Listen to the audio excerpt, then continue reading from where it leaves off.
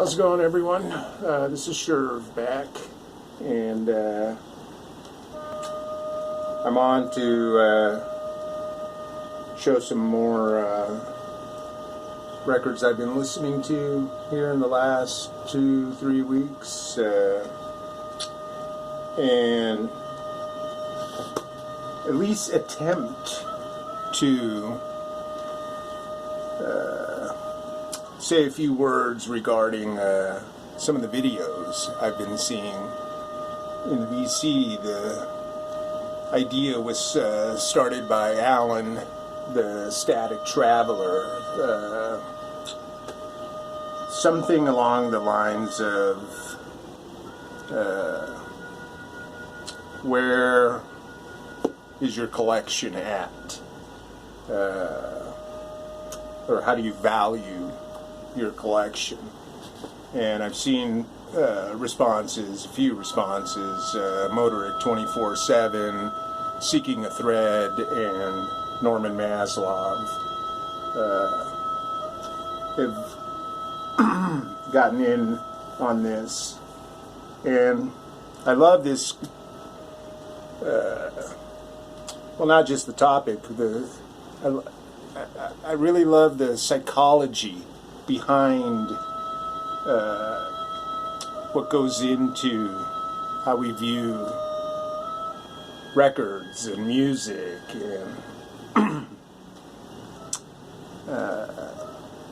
and I think when Alan used the word value, he didn't necessarily limit it to monetary value, like the value of this to us personally.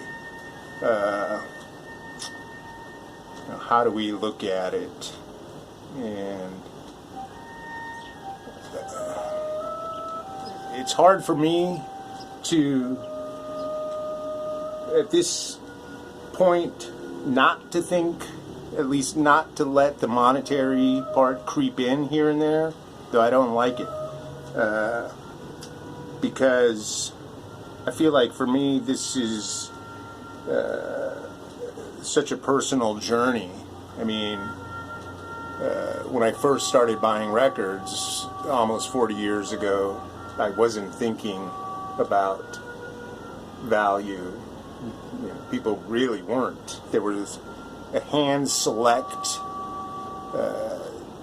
things that were considered rare, that were just extremely hard to find. I mean, stuff I probably didn't even know about.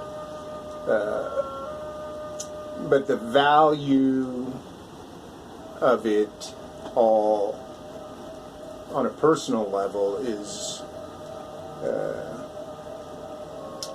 I think the journey, there's this journey to seek out music that touches me. And it could be music that's hard rock, it could be acoustic piano, solo acoustic piano, very gentle, but that's the value in it. Is, for me, is the journey and the seeking, the actual possessing all of this. I mean, and Alan, again, he mentioned a phrase, the sweet spot between music and records. And that's what we try to attain, whatever that sweet spot is, and it's kind of undefined what that sweet spot is. But I know exactly what he's talking about, where there is no, there's no, it's hard to explain it, but everything just clicks, with having all these records and the music we seek out. And for the most part, I mean, for a lot of us, I think it's a It's an individual journey, a personal journey. I have a good friend, Rufus, Channel Rufus, Jim. We've been on this journey about the same time, coming on 40 years. And for most of that, we've kind of been on the same path together. We've spent hundreds, if not thousands, of hours in record stores together and solo. All that goes into being in a record store, going record hunting, record shopping with someone. And so Maslow's video, where he talks about his good friend's collection, I mean, that's I think about it, and it's quite a position to be in. Because I think with Jim, for example, if he dies before I do, and he dies before his wife does, what's going to happen to his records?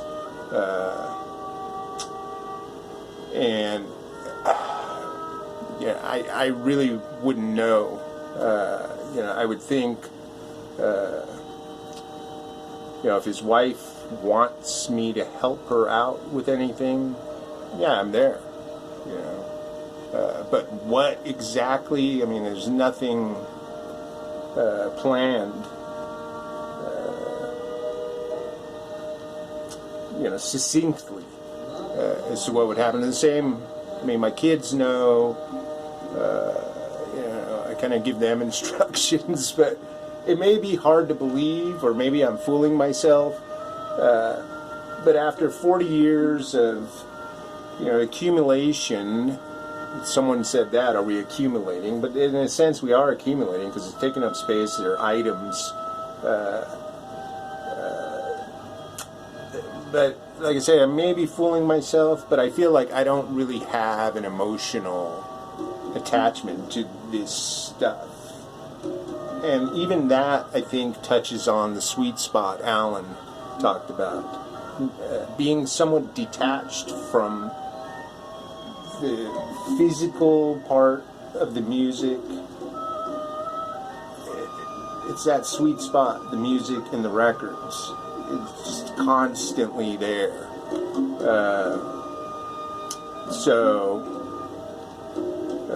I don't know if I'm making any sense.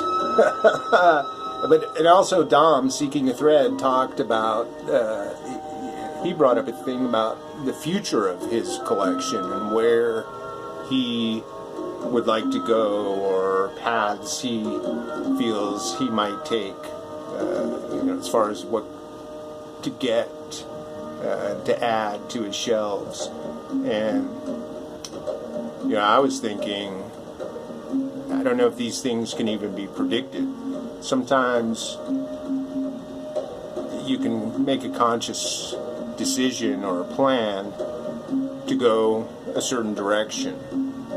Sometimes you go in a direction and it's completely spontaneous. You out of the blue, like 10 years ago or so, I got in this hard rock metal phase again after 25 plus years, and I don't know why it hit me. And so I sought out newer heavy rock bands, and it came to an end. It lasted maybe a year and a half, 2 years. I mean, but that's not all I was buying. And then that was it. And who knows if it'll come back around. And about the same time, 10 years ago or so, I made a conscious effort to look for acoustic guitar records.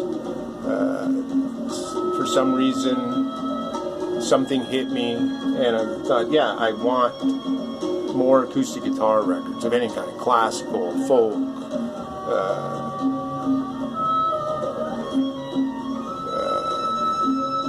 stuff like Larry Coryell, whatever his acoustic stuff is considered. But that one, let's see, was spontaneous because I found this beautiful record, Rudy Vanelli, maestro of the guitar on Verve, and it's all acoustic guitar. It actually might be some solo electric in here, but I think it's all acoustic. And his version of Leyenda on here, I think, is what sparked it.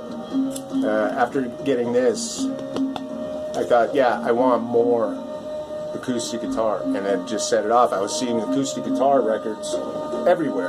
The stores, antique stores, library, and then I probably got 75 to 100 acoustic guitar records within a year and a half or so, just because it was in my consciousness and I just see them out there.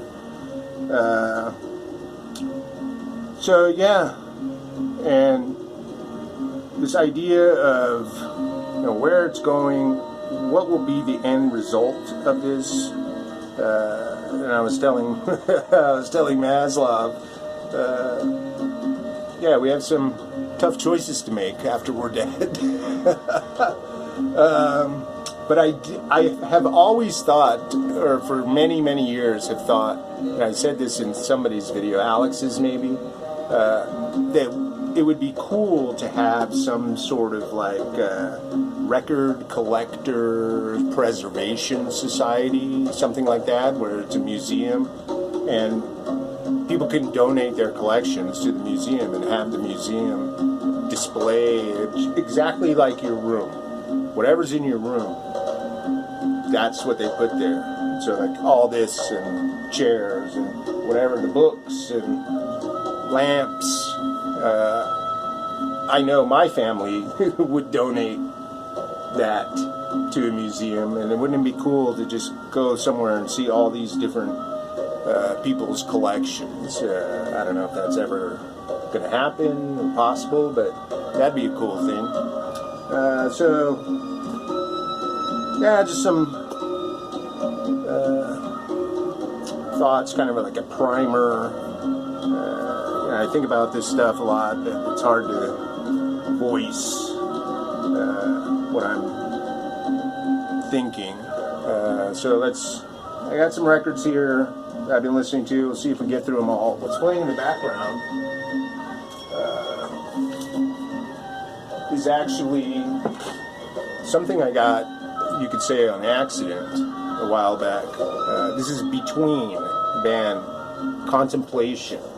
This is 1977 on Wergo, and I think I got this, it was a case of mistaken identity, because there's a person on here called Peter Michael Hamel, Hamel, and I didn't know much about a lot of the prog stuff, and I knew the name Peter Hamel, Van der Graaf Generator, I believe, and so I thought, oh, he must have something to do with this, but it ends up it's a completely different Peter Hamel, Peter Michael Hamel, but it's just fantastic stuff.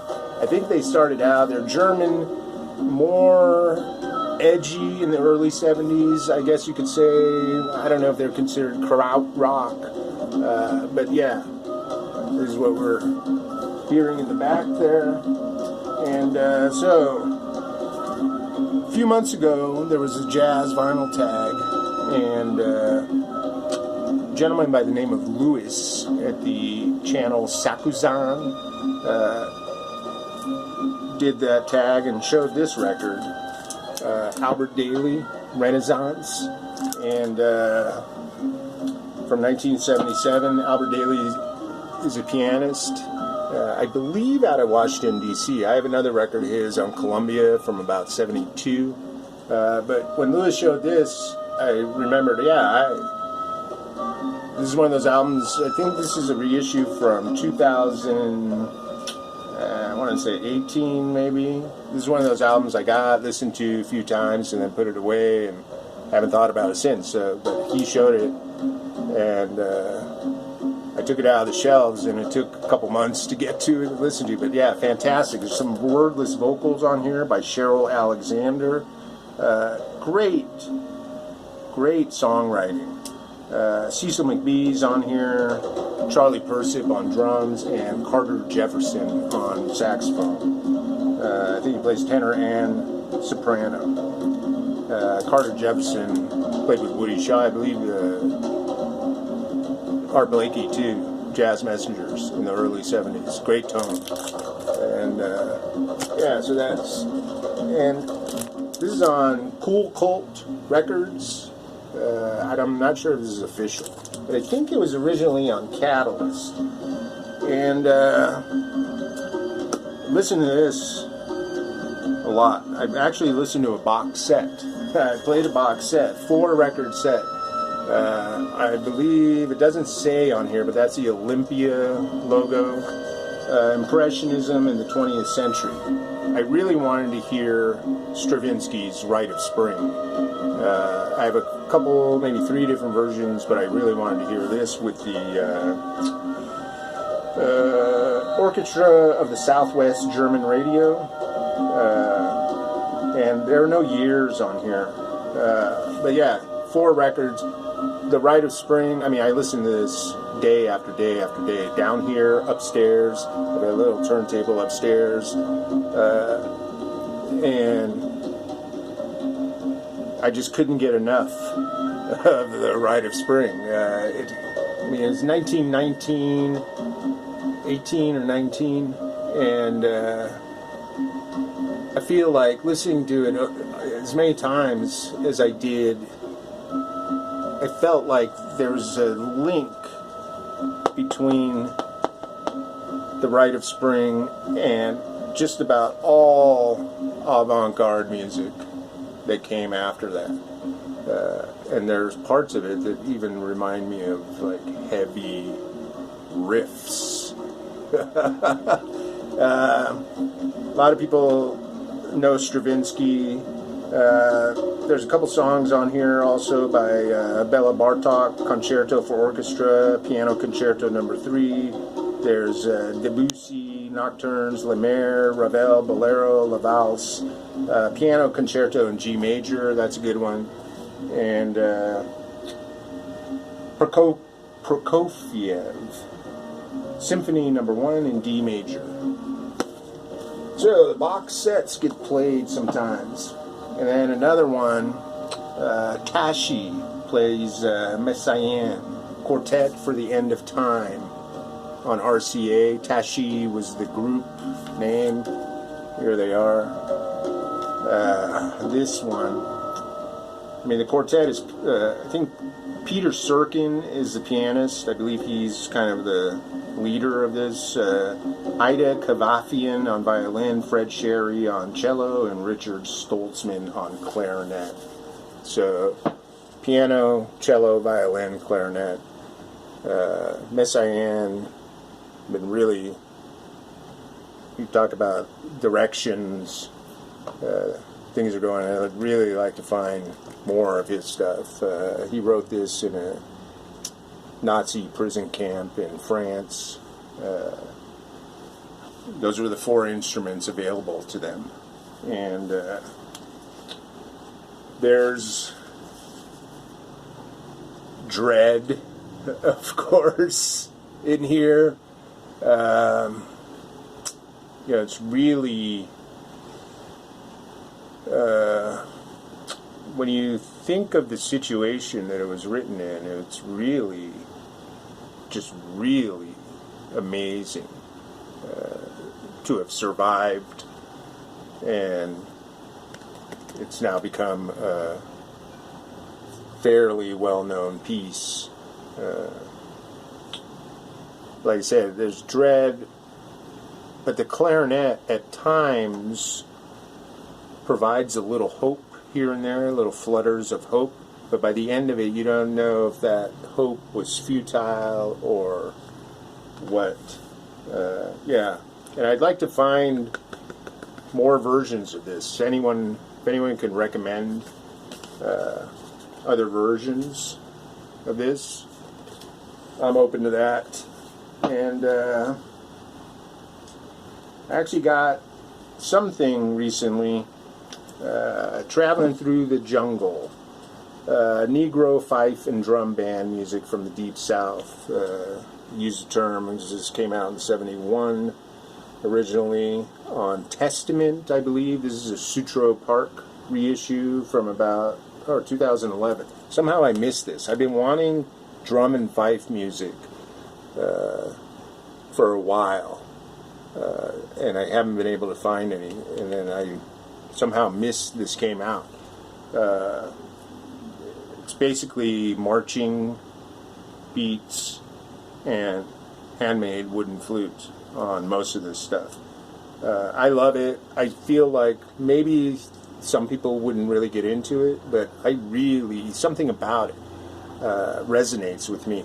I first may have heard this in one of those documentaries, whether it's a Fat Possum documentary or an R.L. Burnside. I think there are 3 different documentaries, R.L.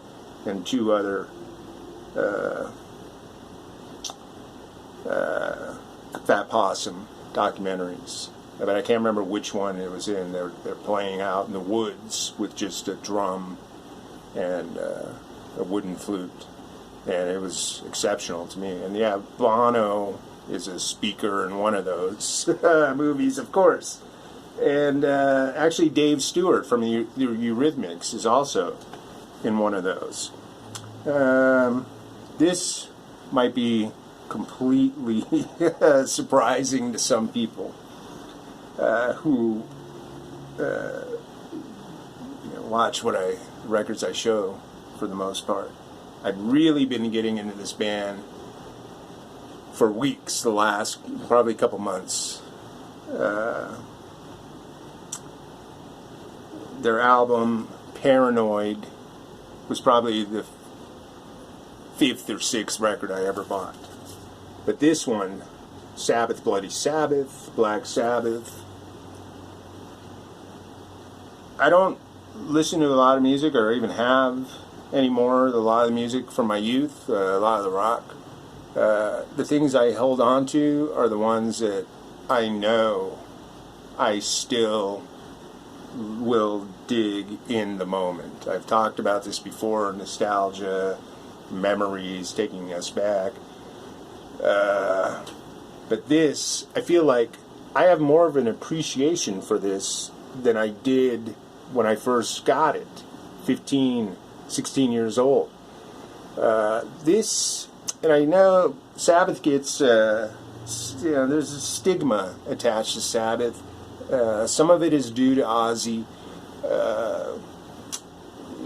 They get pigeonholed with this metal crowd, and justifiably so. But I mean, to me, this is an immaculate progressive rock album.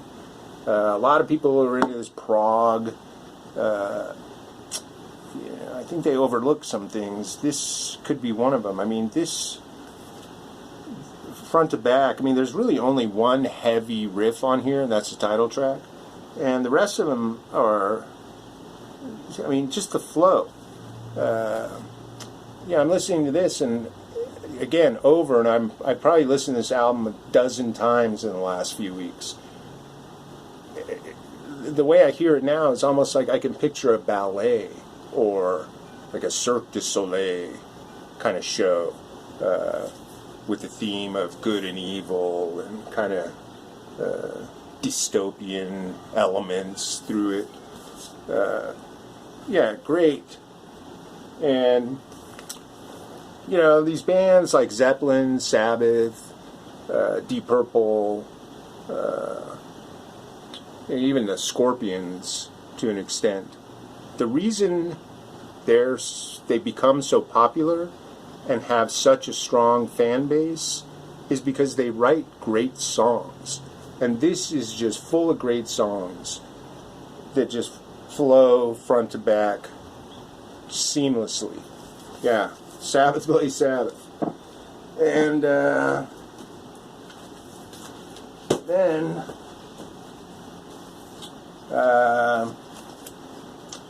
Kalyani Roy, the sitar. This is a reissue. I believe this was only released in Japan on Denon in the mid-'70s. She plays sitar and there's a tabla and tambura on here. Fantastic. This is kind of mellow. Most of the raga stuff I have, maybe all of it, is Ravi Shankar. This, and I'd like to be able to get to the point where I could distinguish Ravi Shankar's music from other ragas, raga musicians. And this, I feel, is distinct from Shankar. It's very mellow, just, you know. If you know John McLaughlin, Mahavishnu Orchestra, the cover of Inner Mounting Flame, like that image is this music. Yeah, fantastic. There's only 3 songs on here. Kalyani Roy. And acoustic guitar, Daniel Hecht. Willow on Windham Hill. This is 1980.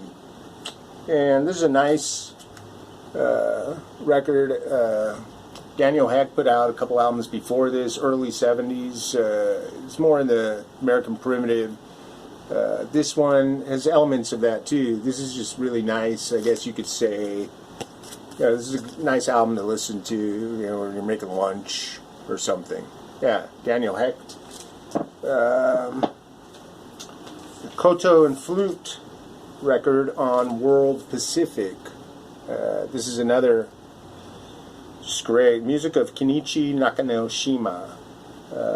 And this has a number of players, including Kenichi Nakanoshima on koto and shamisen. There's like 4 koto players, a flute, and an oboe on, I think, 1 or 2 tracks. 1 track.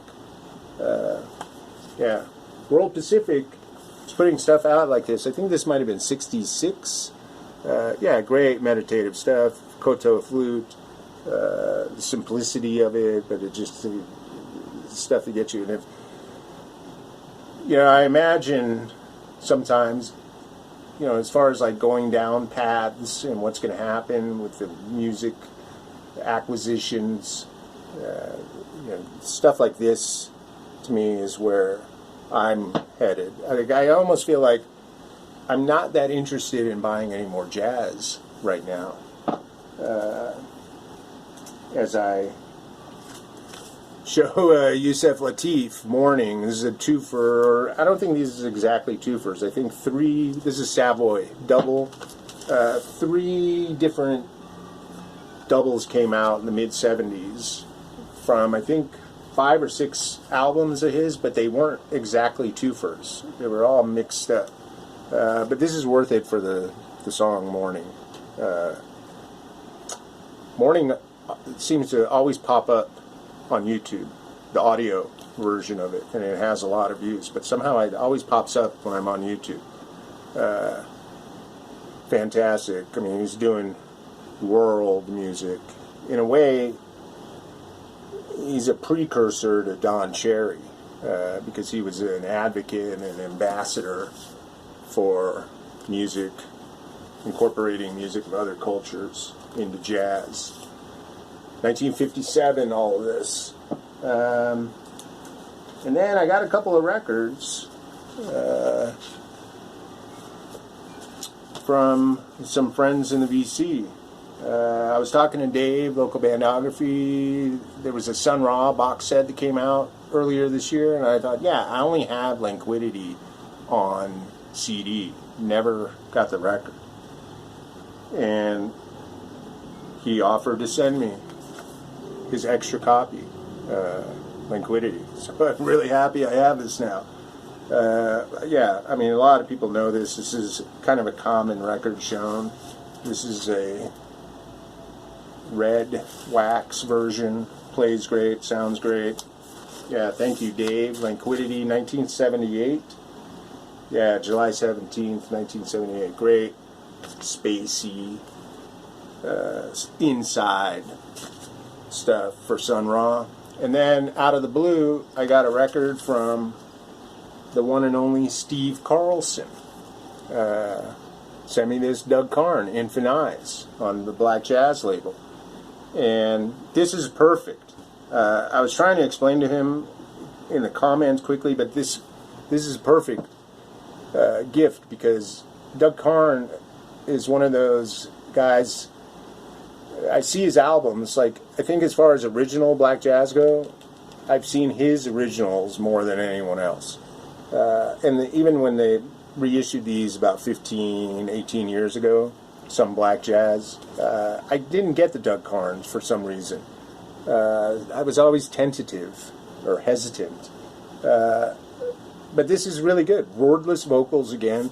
They do Bobby Hutcherson's Little Bee's Poem, A Brief, Coltrane, Welcome, Wayne Shorter, Infant Eyes, McCoy Tyner, Acknowledgement. Yeah, great.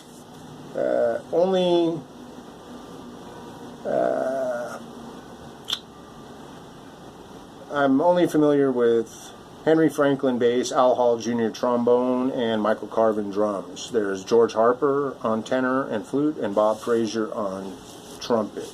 But yeah, great record. And it's on this, I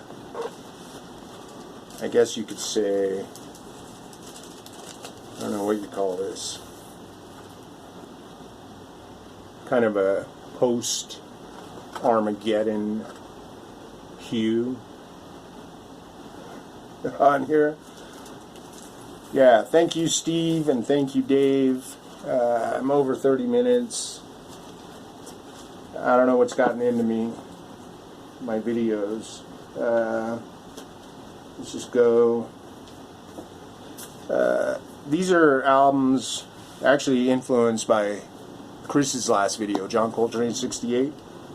He showed a record, I can't remember what it is now, on the Opus One label, and I have a record on the Opus One label. This piano music of Frank Martin, Rebecca Lebrec.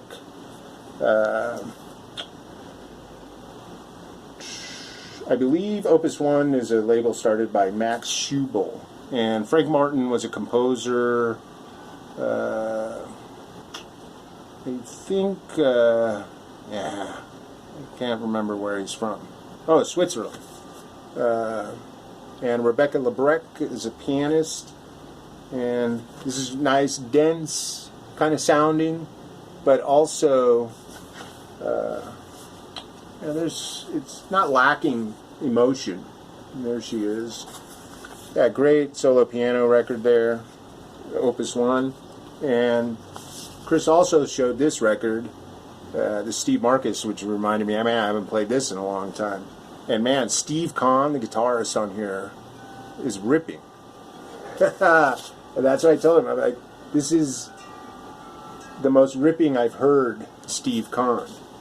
And so really quick, then that led me to kind of a fusion run. I broke out this Alphonse Mouzon Mind Transplant, and man, a lot of people talk about Billy Cobham, Spectrum, and the common denominator between that album and this is guitarist Tommy Bolin. It's amazing. Lee Ritenour is also on here, but it's Tommy Bolin all the way. Fantastic. 1974, 75. Mind Transplant. This song Nitroglycerin is an awesome one. Yeah, Blue Note. You could say there's a trilogy of these fusion records, like Spectrum, Billy Cobham, this, and Tony Williams' Believe It. I think they all came out kind of back to back to back. Fantastic. Alan Holdsworth is on Believe It. But yeah, that's a trilogy of, like, in a sense, of just killer fusion records led by drummers. Yeah. And then Chris showed a Joe Farrell record, Outback, I believe, which I don't have. And so I thought, yeah, the only Joe Farrell I have is another CTI, Moon Germs, and this is somewhat common. And this is great. Listen, this I think is the same lineup as the Outback, but without John McLaughlin. Farrell, of course, played with a lot of people. Elvin Jones, one of them. Yeah, great. No arrangements on here. It's just a quartet. Herbie Hancock, Stanley Clarke, and Jack DeJohnette. and recorded November 1972. Moon Germs. And I didn't bring it here. Where's that other one? I know I've gone on long enough. That actually, just the other day, a couple days ago, maybe break this out. Jackie Bayard Live, Volume 1 with Joe Farrell, George Tucker, and Alan Dawson. Excellent live record recorded at Lenny's on the Turnpike in Peabody, Massachusetts, 1965. And it talks about on the notes how the Boston Celtics had just won the championship, and a lot of the people from that game came into the show afterwards. So I guess Boston Garden must be kind of close. Jackie Bayard, great pianist, excellent record, and 35 minutes. So yeah, hope it was enjoyable. Thanks for listening, everyone. Take care, and see you next time.